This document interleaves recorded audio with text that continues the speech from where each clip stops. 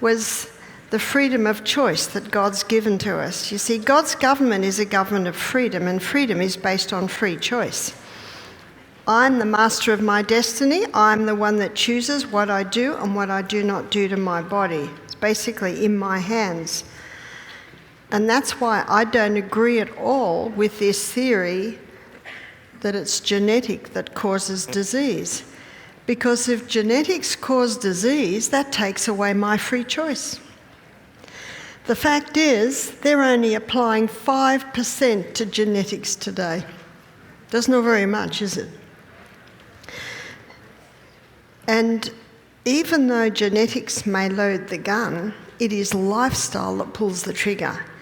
And this is a very interesting area of study. It's called epigenetics. You may have heard of it.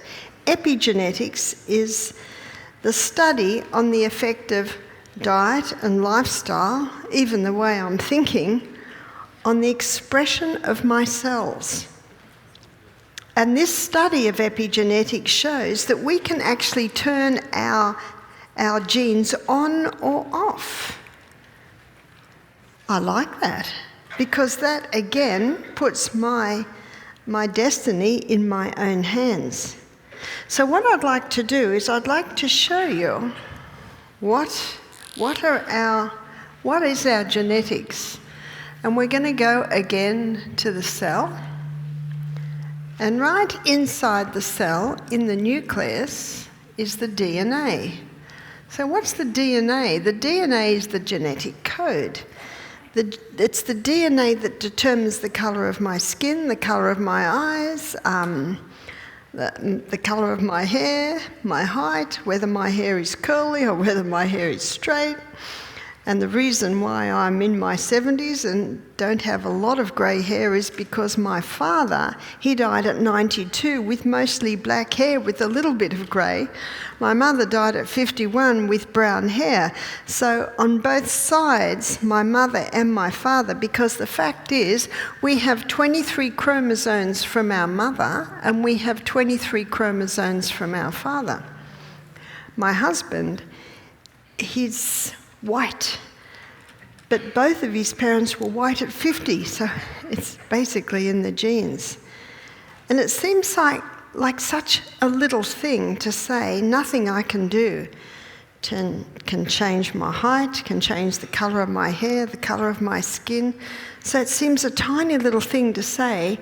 My mother died at 51, a cripple in a wheelchair with rheumatoid arthritis, and so will I. It seems like a tiny little step, doesn't it? But you've probably noticed I'm way past 50 and I'm not a cripple in a wheelchair and I'm not dead. And that's because genetics loads the gun, but lifestyle pulls the trigger. And I look back now on my mum, on her life, and she did not realise that she was doing so many things that were contributing to her rheumatoid arthritis. And I find that many people are sick through ignorance. That's why I do what I do. And in that little book, The Ministry of Healing, in that chapter, The Physician, the Educator, I think it's on about the second page, the writer says, the only hope of better things is the education of people in the right principles. Because many people don't realise that what they're eating and drinking and their lifestyle is contributing to their sickness, contributing to expressing the genes in a negative way, in the way they don't want. And after that sentence, the next sentence says, let the physicians teach the people that restorative power lies not in drugs, but in nature. See, drugs never cure disease. Mind you, in a crisis, they might save a life, but they never cure disease. Orthopaedic surgeon said to me one day, we can set a bone, but we cannot heal a bone. He's right. And the skill of the orthopaedic surgeon is sometimes necessary. Absolutely. I was talking to a Doc Mallock. Doc Mallock's an orthopaedic surgeon in London. He was interviewing me. And he said, I'm doing podcasts now because I can't work because I refuse to take the jab. He said, I'm not interested in taking something that's had no safety studies. I'm not interested in putting into my body something that has had no proof that it is safe.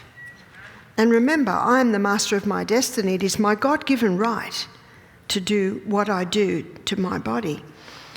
So no operating theatre will let him operate now. So now he does a lot of podcasts. He said to me, do you know, I've been getting interested in nutrition and lifestyle for the last, I can't remember, I think it was about the last 5 years. He said, do you know, I got to the point that I was only operating on 5% of my patients. He said, my colleagues are operating on 50% of their patients. He said, what I do, he said, I discovered, in fact, it sounds just like the Sustain Me principles. He gets them to start drinking water. He gets them to ease off their caffeine, especially when they discover that caffeine leaches minerals out of the body. So it's weakening the bones. He says, I refer them to a physiotherapist. You see, we've got ligaments and muscles and bones, so whenever there's a bit of skeletal damage, we can build up our ligaments, muscles, tendons, and they can compensate for the damage. Isn't that good news? And that allowed him to get to the point where he was only operating on 5% of his patients. But he said a lady came into him one day and he was telling her about lifestyle and dietary changes and the physiotherapist, and she'd look at him and she said, can't you just operate? I know what I'd prefer. A lot of people aren't prepared because it takes time. It takes time. And I've had people who's had operations, say shoulder or hip, and it's the best thing they've ever done. And then I've had other people tell me they're worse. So if you can at all do it without having to have the operation, that's the good news. And you know the old saying, nip it in the bud. And if you don't listen to the first whisper, the body will start screaming. That's why part of being your own doctor is listening to what your body's telling you. So we have 23 chromosomes from our mother, 23 chromosomes from our father. And there's a huge amount of information in this DNA. In fact, if you were to put all that information into alphabetical language and put it into paperback books and stack them on top of one another, it would go to the moon and back. I can hardly get my mind around that sort of information. Do you know in Psalm 139, verse 14, the Bible says, I will praise you because I am fearfully, wonderfully made. Marvellous are thy works, that my soul knoweth right well. And that psalmist didn't know about the intricacies of inside the cell that I'm showing you now. By the way, talking about the insides of the cell, there's a literal city in there. There are outboard motors, there are conveyor belts. It's just a fascinating place, is the inside working of the cell.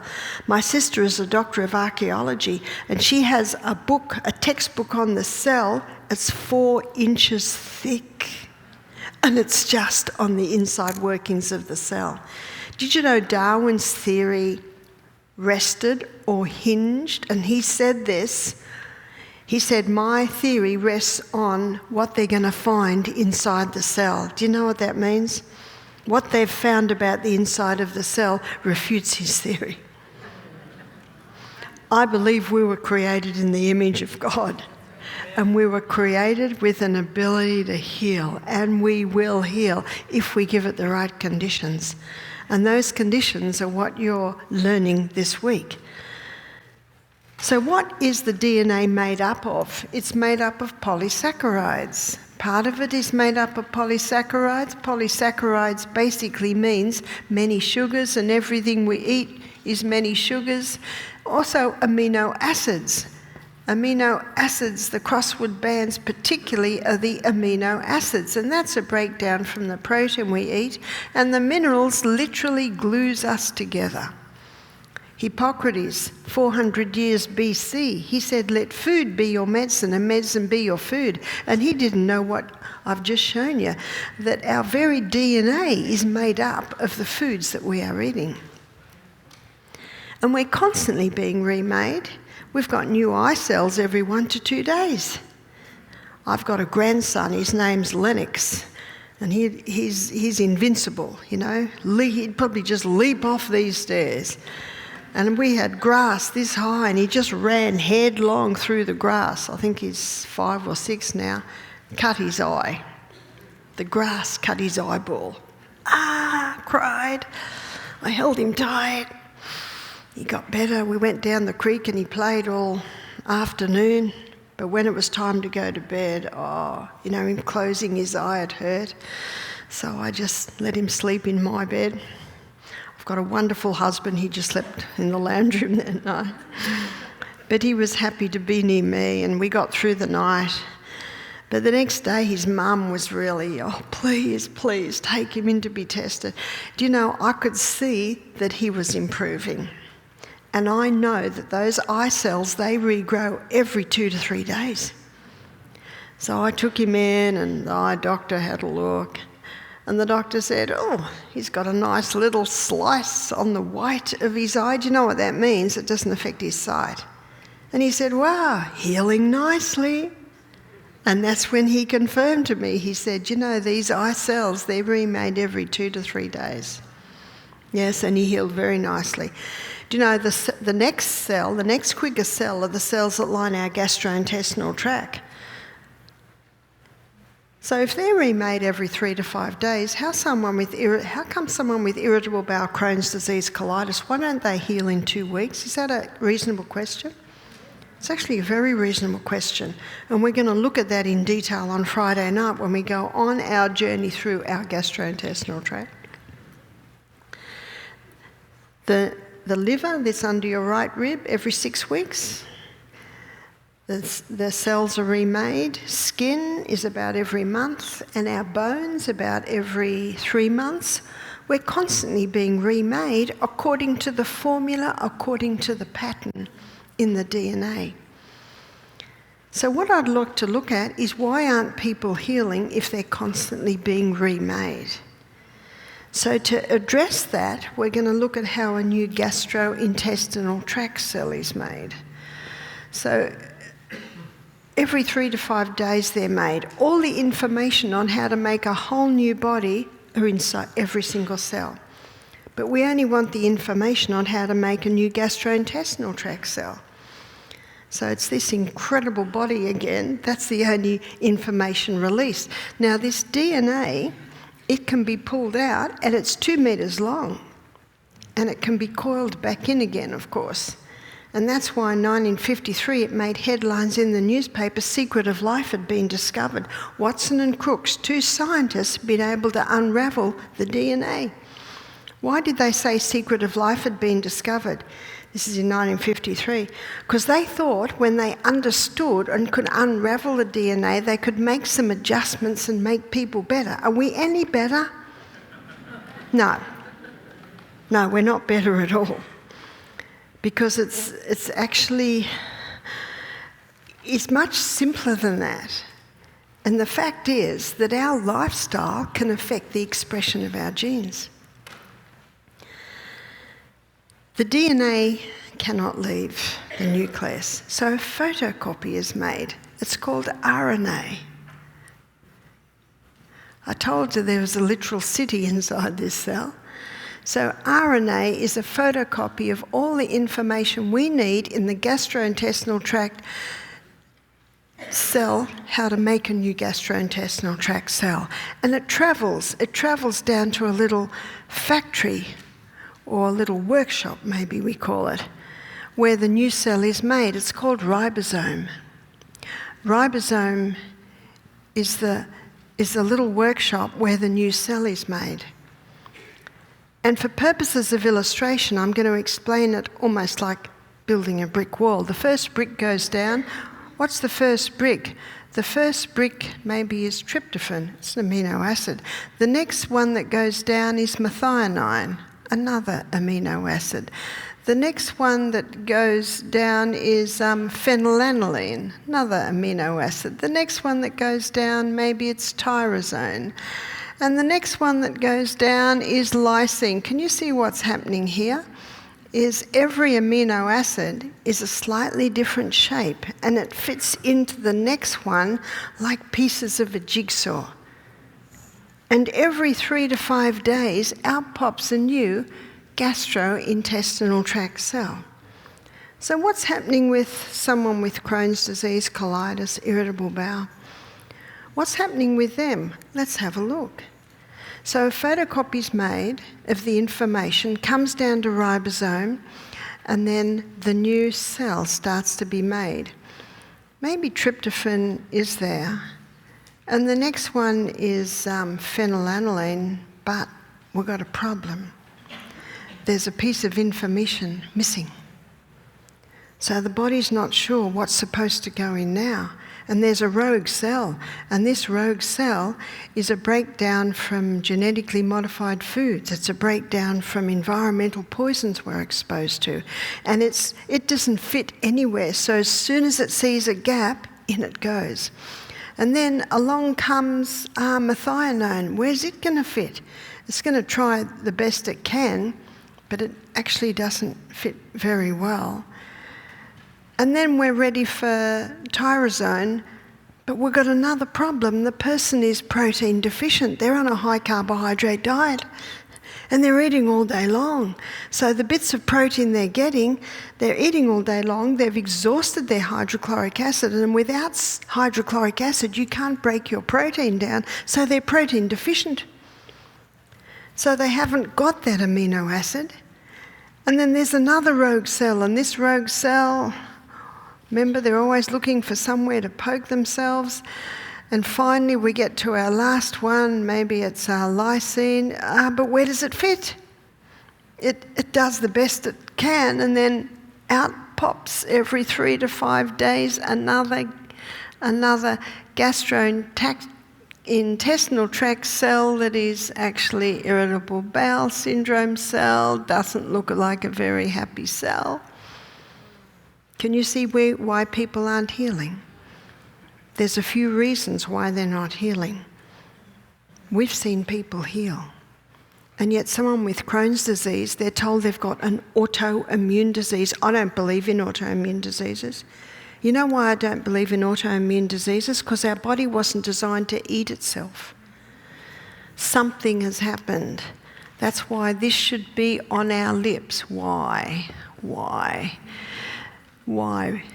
I was in Melbourne a few years ago, and I was talking to a man. He wanted some advice off me. I said, what do you do for a job? He said, I'm a private investigator. I said, so am I. We should all be private investigating why these things are so. How do we find out? History. Look at your history. Where did you live? Were you under big electrical towers? That's called the silent killer. How many childhood shots did you have? That's another big contributing factor to so-called autoimmune diseases. Of course, I don't doubt that the person that has the symptoms, but there's always a reason. Rudyard Kipling, he wrote a whole poem on this. I'll give you the first stanza. He said, I have 6 trusty serving men. They taught me all I know. Their names are what, why, when, where, how, and who. Do you take them with you everywhere you go?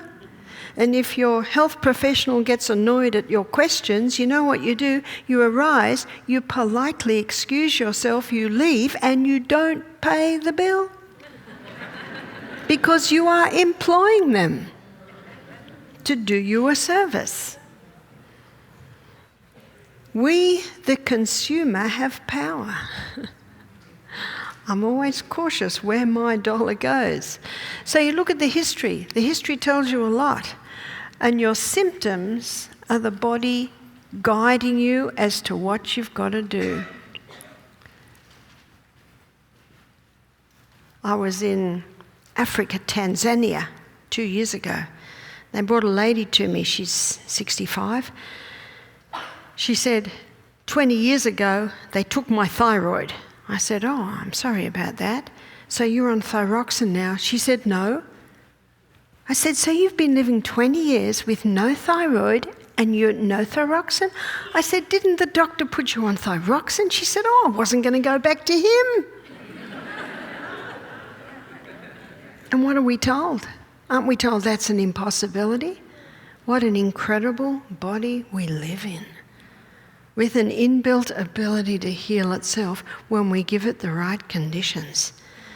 That lady didn't want a bar of that doctor. He'd taken her thyroid, so she was not going to go back to him. She went back to her little village and she just lived her life. That's why whenever you are given advice,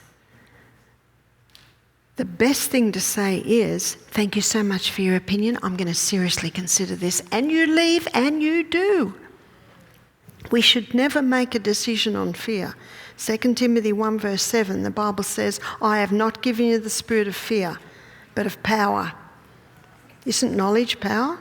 Of power, of love, and of a sound mind. You know what a sound mind does? Weighs up the pros and the cons. If you go into my husband's office every morning, he's got his lists, pros and cons, pros and cons. Yes, he even apparently chose me on a list, pros and cons. He says if it works on paper, it works. But that's what we should be doing with everything we do in our life. Let's have a look. Let's have a look. And the Bible says in Psalm 146 verse 3, put not your trust in princes, neither in the Son of Man, in whom there is no help. Who are the princes? Aren't the princes the authorities in the field, the authorities in government, the authorities in council, the authorities in medicine, the authorities in nutrition? It doesn't mean you don't go to them. It doesn't mean you don't get their advice. But you listen and you go home and you consider. You don't have to take absolute as everything they say, because remember what it is their opinion. So when someone has irritable bowel syndrome, Crohn's disease, the only thing that is touching that gut is the food they're eating.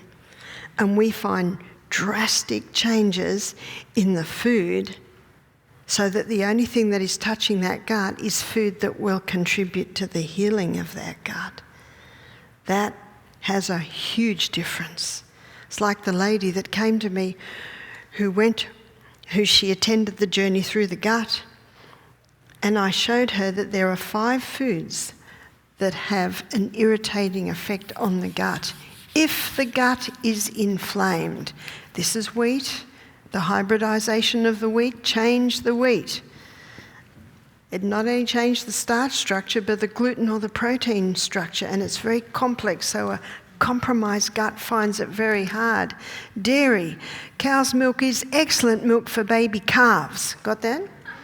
People say to me, what milk do you drink? I say, I'm weaned. I eat food. Milk's for babies. Oats. What's wrong with oats? Oats are high in a plant chemical called lectins. And if the lectins get into the blood, they increase the inflammation. Now, my 3 sons eat oats for breakfast every day. Love them, do well on them, because they've got no inflammation in their gut. And that's why you're the doctor. If it works, do it. If it doesn't work, adjust it and change it till it does work. But if someone got an inflamed gut, they're best leaving off the oats. Peanuts are commonly contaminated with mould. If you love peanut butter, try macadamia butter. Maybe you have to come to Australia for that. Try almond butter, try cashew butter. And refined sugar is just like pouring kerosene on a fire. It's a pure acid. And there is a herb called slippery elm. And slippery elm is the powdered bark of the slippery elm tree.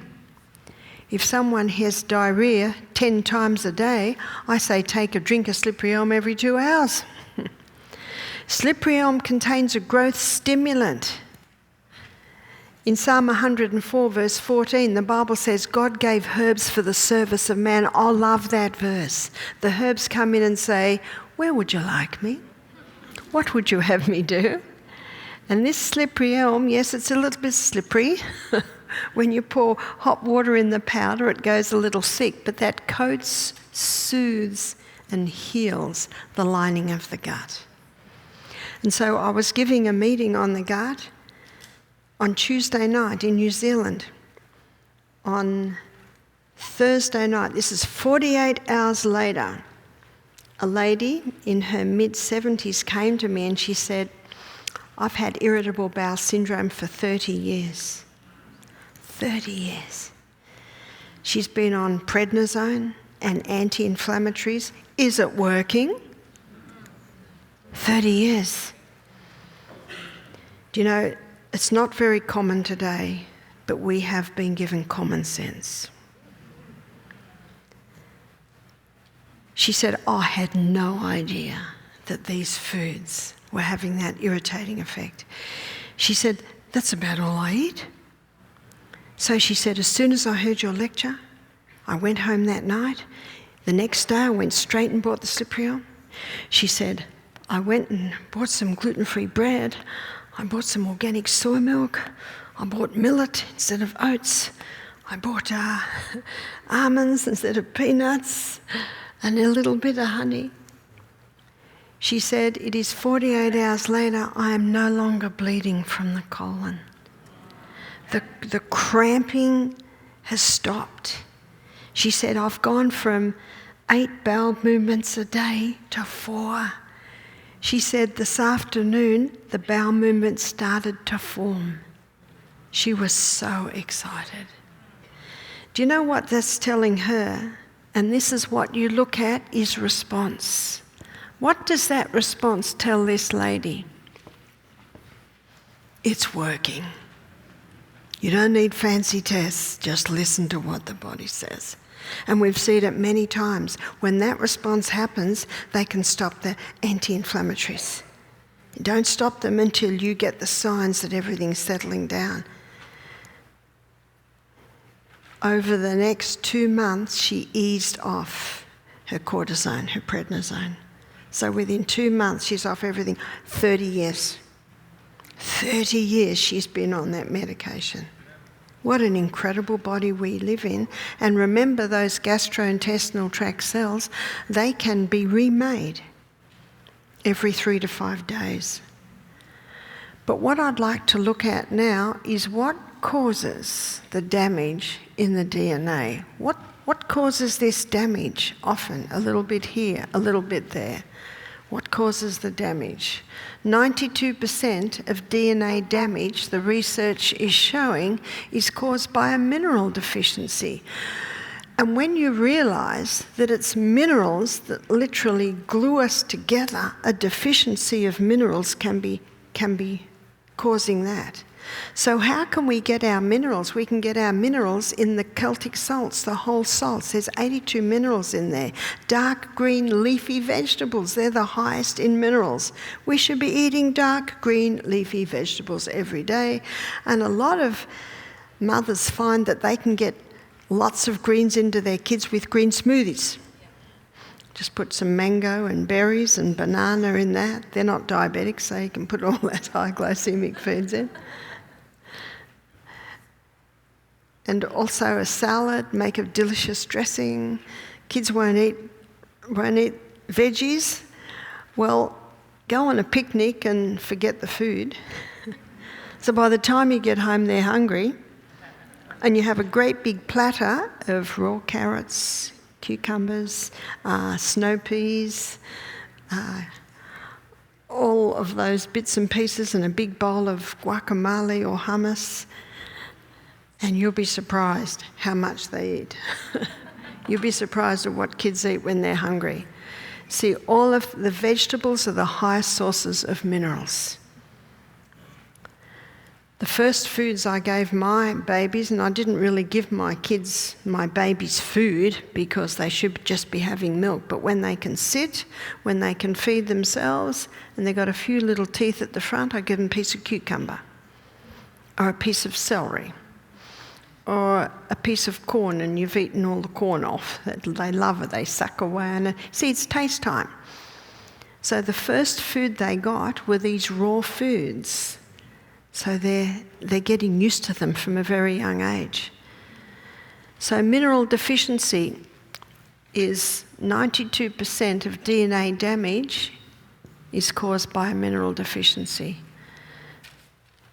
When people are eating fast food, devitalised food, they're going to have a mineral deficiency. But we're seeing people today who are eating fruits and vegetables, and yet they've got a mineral deficiency, and that's because the soil that the plants are grown in is deficient. Now, if the soil's deficient, the plant's deficient, and the people that eat those plants are going to be deficient. That's why organically grown fruits and vegetables are so important today. In fact, it is estimated that the soil today has 50% less nutrients than it had 50 years ago. In fact, some figures are showing 80% less minerals. Unless it's organic. What the organic farmer does is feed the soil. When you feed the soil, you're feeding the microorganisms in the soil, and they're releasing the minerals out of the soil and into the plants. One organic tomato will give you 9 times the iron compared to a conventionally grown tomato.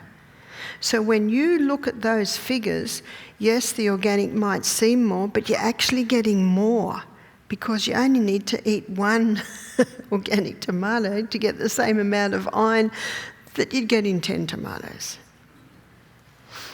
In fact, I'm really happy when I see a caterpillar in the lettuce, because what does that mean? Hasn't been sprayed. What do you say? Don't panic, it's organic. Although I remember having lunch with the guests one day and I looked over on this lady's plate and there was a slug on the corner of her plate. Yes, it's out of our garden. And I thought, what am I going to do? No one else has seen it yet. If you say anything, all the ladies scream. If I point it out, she won't eat her dinner, so I'm quickly working this out. So I got up and pretended to go over and get the salt and just grabbed it. Got the serviette and wrapped it in and...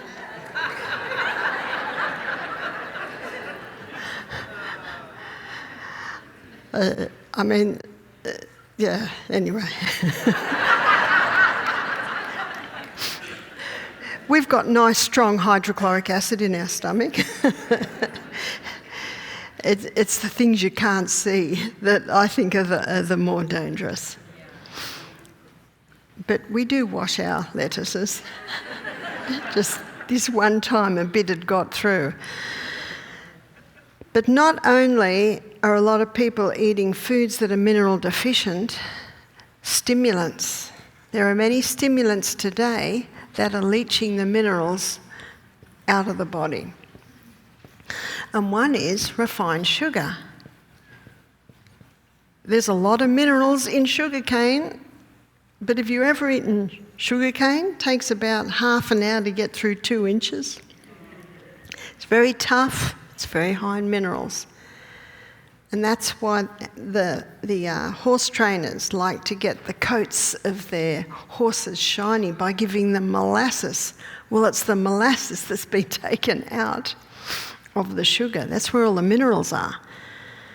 In fact, one writer said sugar leaves the body better dressed than when it went in, because it goes in naked, and because it's such a toxic acid that the body puts our minerals on it, specifically calcium and magnesium. Magnesium and calcium are very alkaline minerals to calm it down. Where's it going to get the calcium and magnesium from? Biggest storage house, the bones. That's right. So refined sugar, I remember I took my children to the dentist. I'd never taken them to the dentist. We lived in a rainforest, the teeth were all fine, but I think the youngest was about 5, the eldest was about 16. And I took them to the dentist to have a checkup, and the dentist said to me, "Your children's teeth astonish me." She said, there's no decay. One child had a bit of a decay where the food seems to get caught, but she said the teeth are so strong, the decay was arrested. And I didn't give them cow's milk. Where do the cows get the minerals to make their strong bones? Grass. Well, I've got some good news. We don't have to eat grass. We can eat kale and lettuce and cabbage and broccoli. It's the minerals. Bones are not made of calcium. They're made of 12 main minerals and 64 trace minerals. Where do we get those minerals? We get those minerals from the whole salts and from dark green leafy vegetables. And because my children grew up in a rainforest and I only fed them at meal times, and we always had a big salad every main meal. And we always had delicious dressings, so my children used to get into that salad, get into the lettuces. And I remember a friend of mine said to me one day, "How come your children eat salad? My children won't." I said, "Well, it might have something to do with the chocolate you gave them half an hour ago." There's a bit of common sense there.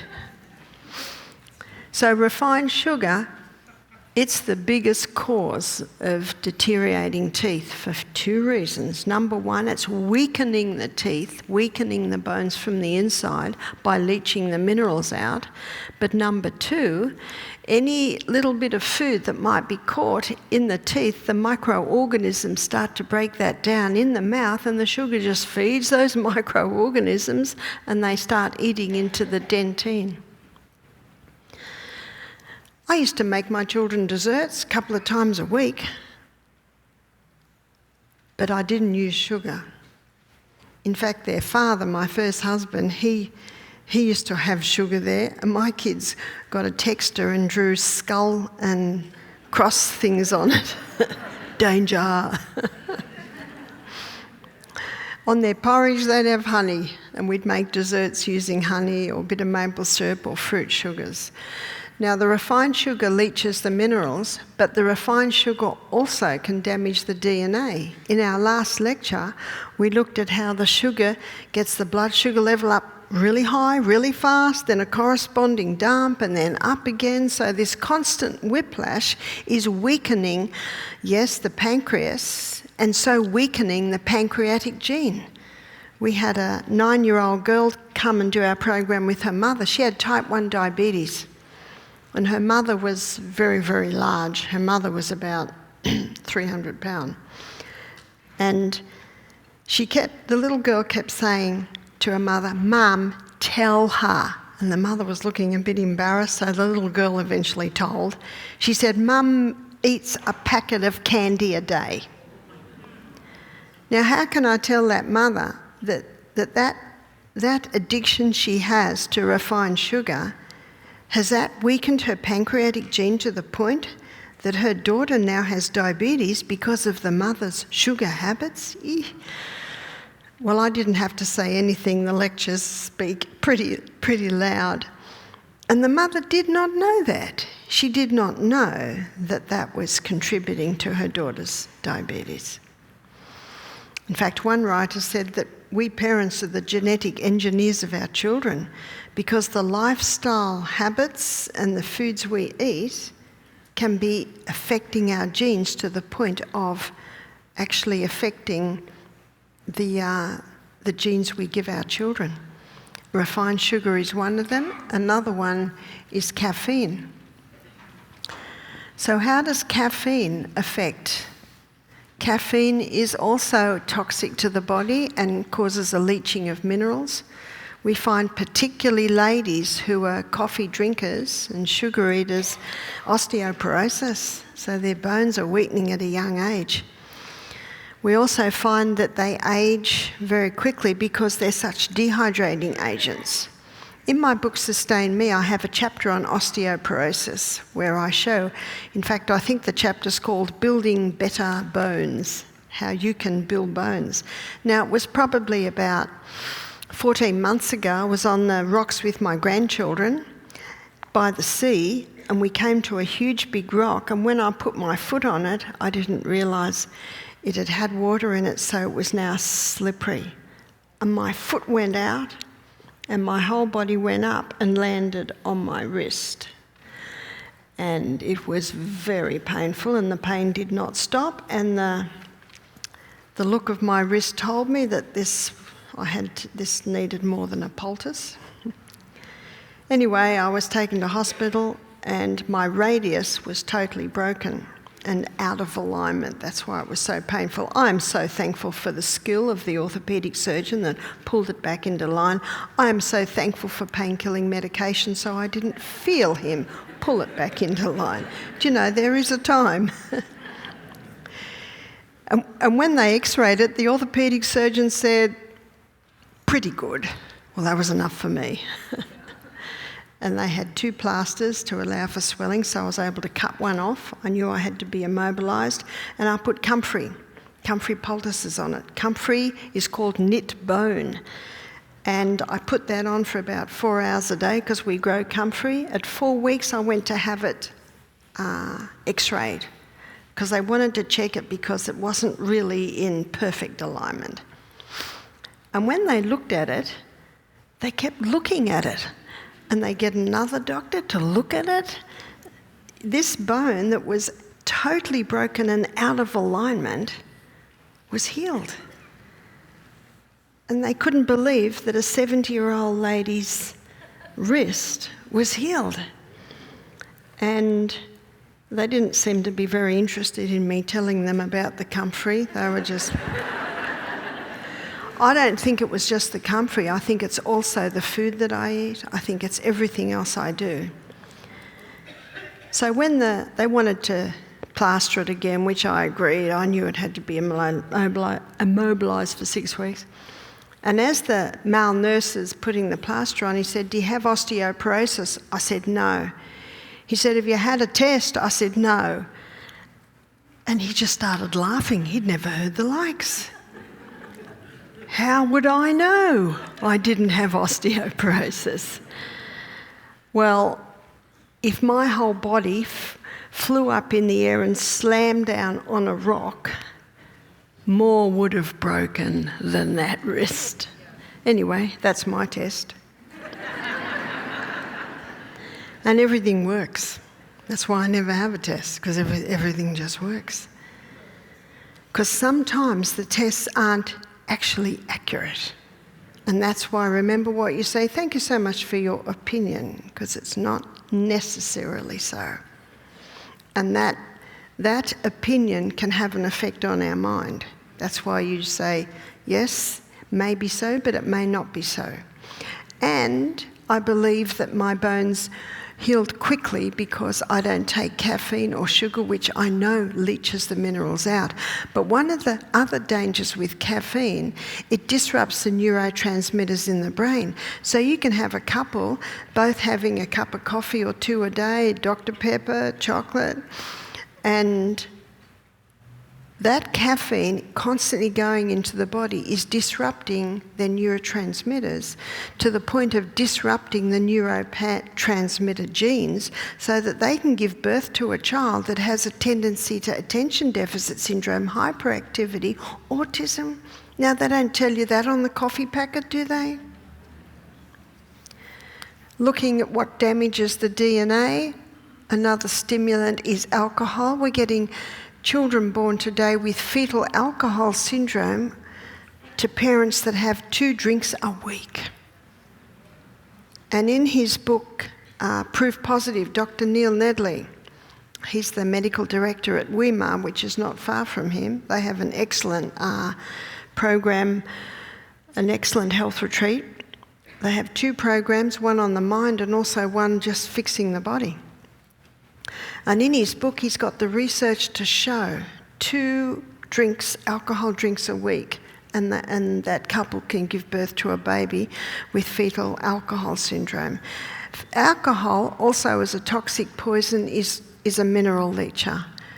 The other is tobacco. We've got children being born today with less alveoli in their lungs, holes in the honeycomb shape around the alveoli, to smoking parents. One lady said to me, "I stopped smoking as soon as I fell pregnant." I said, "Well, I'm so pleased to hear that." Because if a woman's pregnant, every puff of the cigarette, for that split second, that baby is deprived oxygen. I said, "Well, I'm so glad you stopped smoking when you fell pregnant, but unfortunately, the many years of smoking before that can damage the DNA for the development of the lungs. Now, if that child never smokes and gives their lungs the right condition, that weakness in the lungs need never be expressed. See, there's your epigenetics. But if they also smoke, even though one lady said to me, my uncle is 92 and he still smokes a pipe. And I said, well, he must have been born with a strong gene pool and his mother did everything right. But his son, if he smokes, he won't get to 92. And if his son smokes, that's the 35-year-old young man who's got lung cancer in hospital. To get lung cancer that young, there must be also some genes there. Looking at what causes damage to the DNA, chemicals. My husband was born in 1957 and his mother had morning sickness and she was offered the drug thalidomide. Have you heard of thalidomide? Praise God she decided not to take it, because many of the women that took thalidomide gave birth to babies without arms. And unfortunately, they were given thalidomide for about another year before finally someone put two and two together, that this drug was interfering with the development of the body. Chemicals, we need to know what they are and keep them out of the body. And the biggest chemical company in the world is the pharmaceutical company. Drugs never cure disease, they just change the form and location. There's only one thing that has the power to heal, and that is our human body when we give it the right conditions. So be careful of your exposure to chemicals. We've been awash with chemicals since the Industrial Revolution, which was a little over 100 years ago. That's when they started to create fabric out of chemicals. And the fabric created out of chemicals is nylon, acrylic and polyester. And one lady at our retreat, when she heard this, she came to me the next day, she said, Barbara, I'm going to have to throw all my clothes out. You see, it's often the ladies, because the men have cotton underpants, cotton undershirt, cotton jeans, cotton shirt, whereas the ladies like the pretty things. And a lot of the pretty things are made out of nylon, acrylic or polyester. But I've got some good news. There are some fabrics that were created out of wood. So one of those fabrics is viscose, and viscose is from bamboo. And there is a brand called Booty, and they do a lot of great exercise clothes, leggings, sports bras, undies, things like that, singlets, or you call them undershirts, tank tops. I think that's what we call them, singlets. So viscose is bamboo, also modal. Where I'm staying at the moment, I have modal sheets, and they almost look like polyester. And modal is the cellulose spun from the birch tree.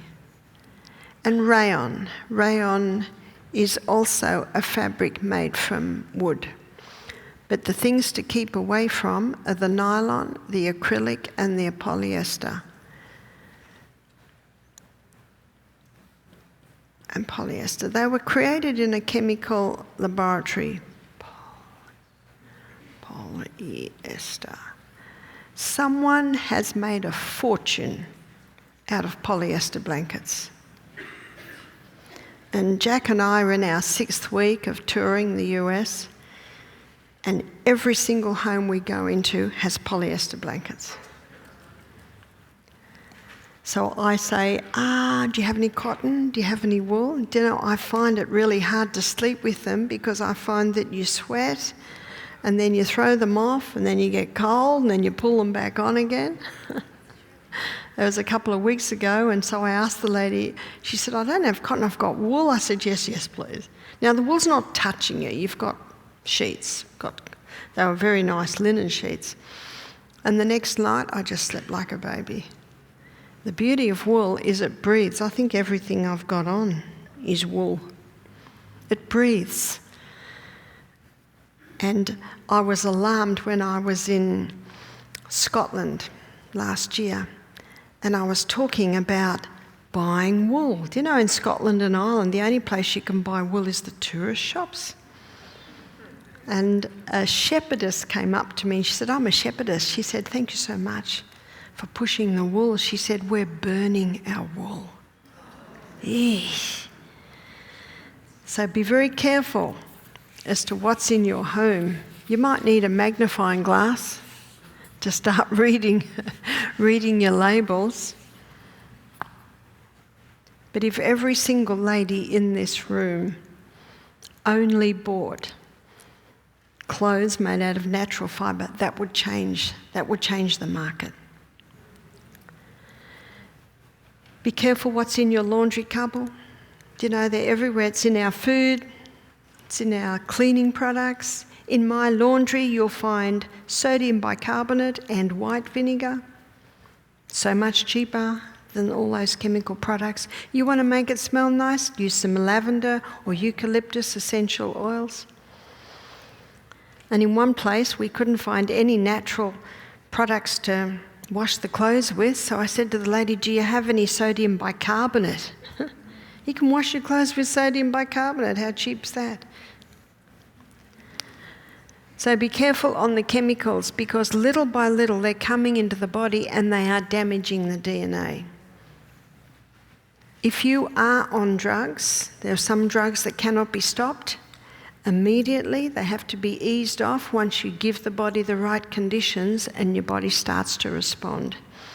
There are some drugs that can be stopped immediately. I'll be talking about a few tomorrow night when I look at heart. Also, what damages the DNA is the silent killer, electromagnetic fields. You can't see this one. We should be sleeping in an electromagnetic free zone. The figures are that 80% of Americans sleep with their phones, but I'm sure no one here does. And the pillow's no protection unless it's made out of lead. So please put your phones out, or out of your devices out of your bedroom, unless, of course, you put them on flight mode. But if you use it for an alarm clock, put it in the hallway, you will wake up. Or if you're on call, put it in the hallway, you will wake up. Be careful also where they're touching your body. I was reading the report of a breast surgeon, and he said it's alarming how many young girls have breast cancer. And he said it's in the breast where they put their bra in the phone, their phone in the bra. You can even buy a sports bra today that's got a pocket in it for the phone. Remember what it's called? The silent killer. You don't realise the effect that it's having. And it can certainly come in and damage the DNA. Be careful on the children and their exposure. Their skulls aren't as thick as ours. Better to have a sandpit in the backyard and let them play in the sandpit half the day. Yeah, and get really dirty, and eat no, they won't eat half the sand, eat a bit of the sand. Do you know, far better for them than the damage that they're sustaining from the exposure to the electromagnetic field. Also, what can cause damage to the DNA, there are a few other things, and one is mould. Mould can splice into the DNA of trees, of different creatures, and reproduce themselves. A lot of people aren't aware of the danger of mould. There should be no mould in our houses. No, we should not have it. And a lot of houses that have basements have to be careful with that. Dehumidifiers are great, especially if you're prone to dampness. Keep the fans on, get the sunlight in. Sunlight kills mould. These are some of the articles that are coming in to cause damage in the DNA. Can the DNA be healed? It can be. But the first step is to stop anything that could be contributing to the damage. and start giving your body the right conditions, which the Sustain Me principles coin. Hydration, early nights, but food is probably the biggest one. Eating food that ideally should be as much organic as possible. We were in a shop the other day, and I don't know the names of your supermarkets, but we're looking for organic, and there's this huge amount of fruits and vegetables, and over in the corner, there's a little bit of organic. Yes, it is a little bit more expensive, but what's your health worth? And especially when you realise you're getting so many more minerals. And as much as possible, I think it's easier to grow here. We were in Utah last week. You can't grow much in Utah. It's like a desert. And before that, we were in Idaho. Well, there was snow all over the ground. So you guys have a much better ability to grow. And even if you just grow parsley and rocket, basil, this is a really good time to put your summer things in, basil. All the dark green leafies, they're the ones that are very high in minerals. And also look at implementing the whole salt, the Baja salt or the Celtic salt. So it's all about minerals.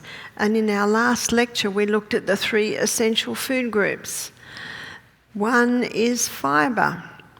Just remember this, that fruit is high in fibre, yes, high in sugars, but it's low in minerals, whereas vegetables are high in fibre, but they're high in minerals and low in sugars.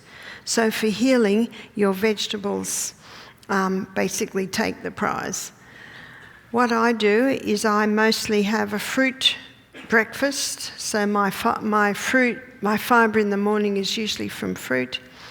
Also protein, check where you're getting your protein and your great fats. They're the 3 essential food groups. But looking at fibre, that's where you're going to get your minerals. And those minerals will strengthen your bones. Those minerals will help to heal DNA damage. You see, there are enzymes that are constantly racing up and down the DNA to heal any glitches. But if we're not supplying the nutrients that those enzymes are made out of, can you see that we can be deficient in those enzymes? We live in an incredible body that's got an inbuilt ability to heal itself, but we need to give it the right conditions. Michael and I have 4 sons and 4 daughters, and our 4 sons are all trained in the arts of stonework and tiling and landscaping and carpentry. Our elder son is a master builder. So let's say they agree to come and put an extension on our house.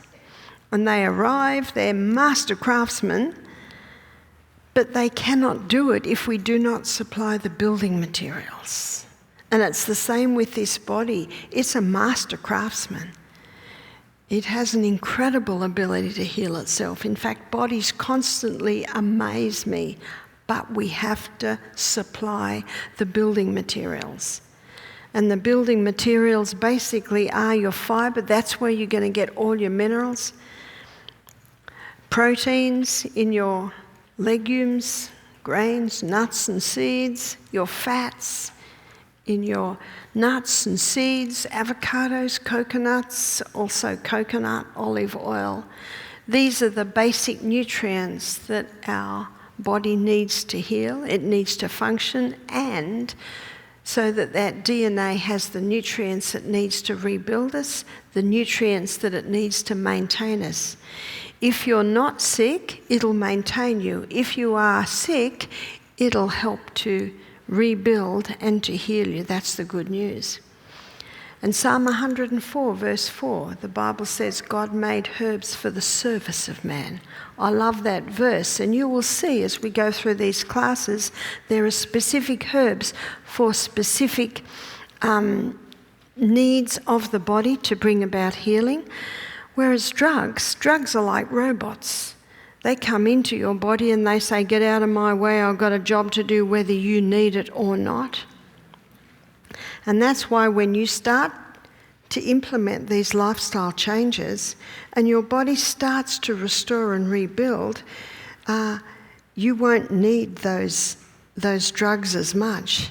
It's like one man said to me, my doctor says that I've got to change what I'm doing, my blood's getting too thin. I said, what about stopping the drug?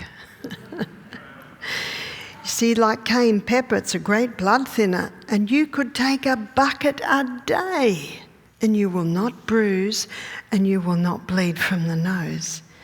In the book Back to Eden by Jethro Kloss, it was written, I think, in about the early 1900s.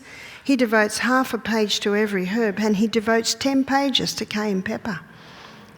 And he quotes 2 doctors in his paper on cayenne pepper, and one doctor says it's impossible to abuse it.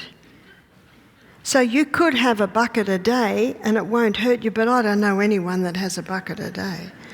And I don't know anyone that wants to have a bucket a day. So that's the beauty of herbs, is they will not harm you. But if you're on a blood thinner and you start taking cayenne pepper, your blood's going to it might get too thin, not because of the cayenne pepper, but because of the blood thinner drug. Because remember what it does? It says, I've got a job to do whether you need it or not. Medicine calls the herbs synergism, meaning they work with the needs of the body. It's like cayenne pepper. If you're bleeding anywhere in the body, it'll seal those bleeding blood vessels.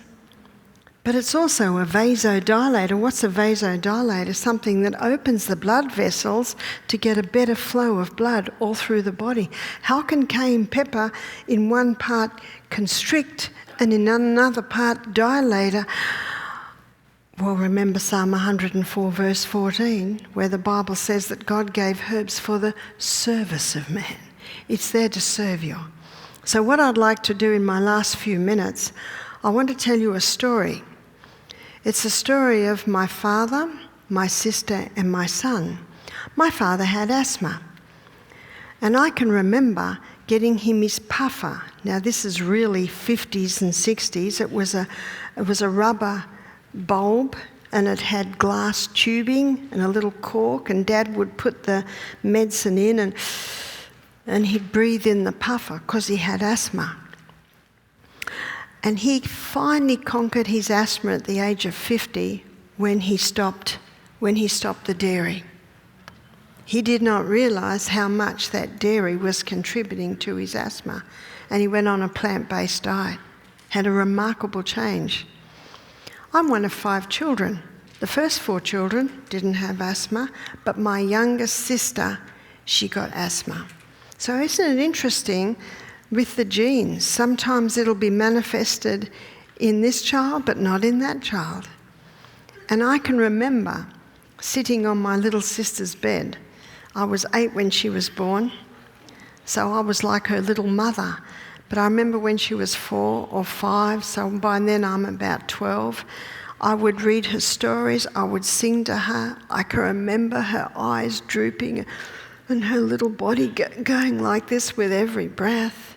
And sometimes the ambulance would come and take her away, and all my parents knew was drugs. My sister was on Ventolin probably till about the age of 40. Finally, she conquered her asthma by not only stopping dairy, but also the wheat. Often an allergy to dairy and wheat go hand in hand. So imagine my alarm. I gave birth to 6 babies when my 5th child, at the age of 10 months, had a cold, and I saw this breathing distress. His nostrils would flare with every breath, and from his hips to his ears, his body would cramp with every breath. It's a very scary thing to see. And I, by then, because he's my 5th child, knew some natural remedies, but they didn't seem to do much, so we rushed him to hospital. And I can remember when we got to the hospital, the nurses and the doctors, the look on their face, I knew that my child was close to death. So they gave him Ventolin. I didn't see it did much. I just saw that if I held him close and kept him calm, it would eventually pass, but it took sometimes 2 days to pass. If he got a cold, within 24 hours he'd go into severe breathing distress. We rushed him to hospital about 3 times. By now he's 14 months old, and I read in a newspaper article that Ventolin reduces lung capacity. So the very drug that they're giving him is going to reduce lung capacity. So this was a little bit out of my league, so I went to a naturopath, and the naturopath said, "This boy's not well." He said to me, "Please don't give him the childhood jabs. You may lose him." So, of course, I did not.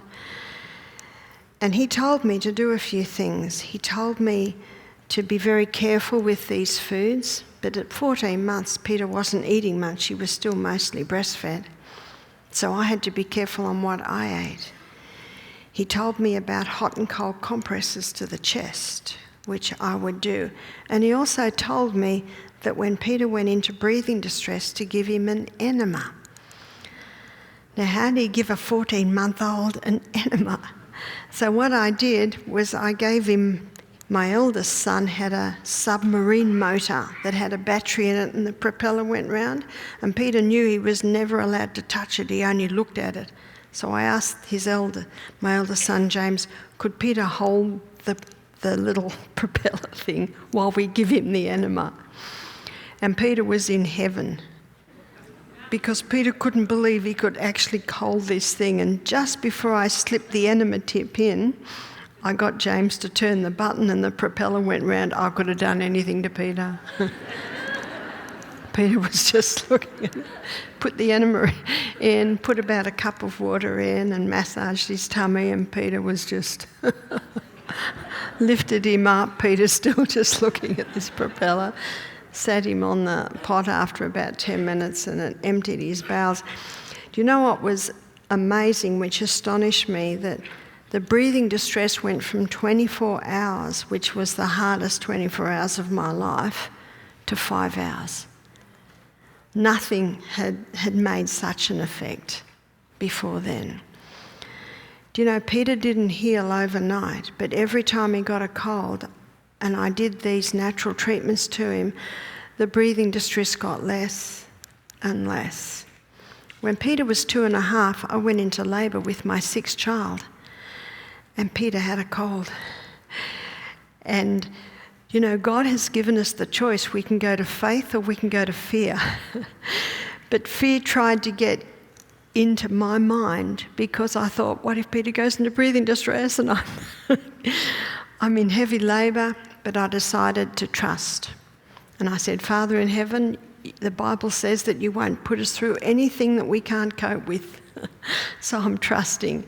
All the work I've done with Peter over the last 6 months, all the herbs that I've given him, the natural water treatments. Well, William was born and Peter never went into breathing distress. So we conquered Peter's asthma at the age of 2.5. My father had it till he was 50. My sister had it till she was 40, and they were taking the drugs for it. And we conquered Peter's at 2.5. And Peter had been diagnosed with severe physiological asthma. And we are told that there is no turnaround from that. And that's how I know that though genetics may load the gun, lifestyle pulls the trigger.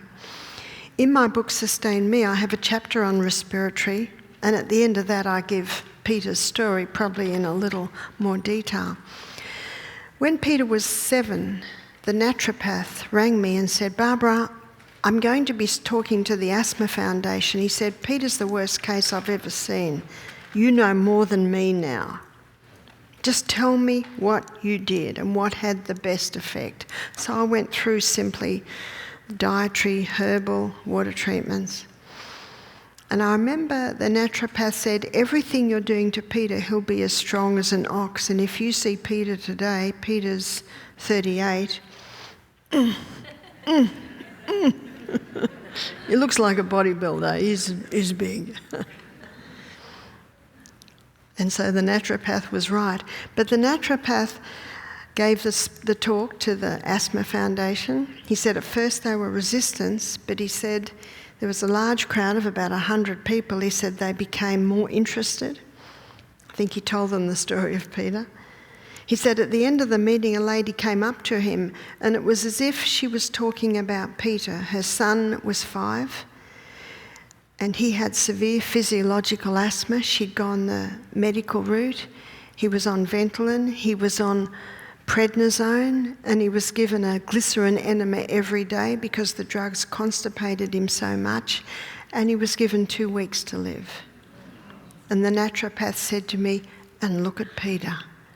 And when I got off the phone, I just sat for a moment, overwhelmed almost, that my little boy, who'd been so severely ill, had totally recovered from something we are told they cannot recover from.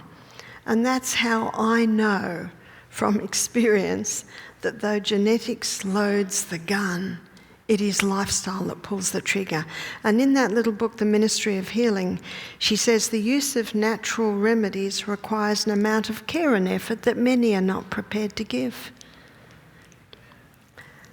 But you know, it's called buy now, pay later. Those drugs give a quick relief, but they cannot heal, and they do not heal. And it took a lot of work at first when Peter was sick. The treatments, everything I did, but at the age of 2.5, Peter had conquered his asthma. So I'm so glad that though genetics loads the gun, it is lifestyle pulls the trigger, which shows that we again have choice, even with our genes.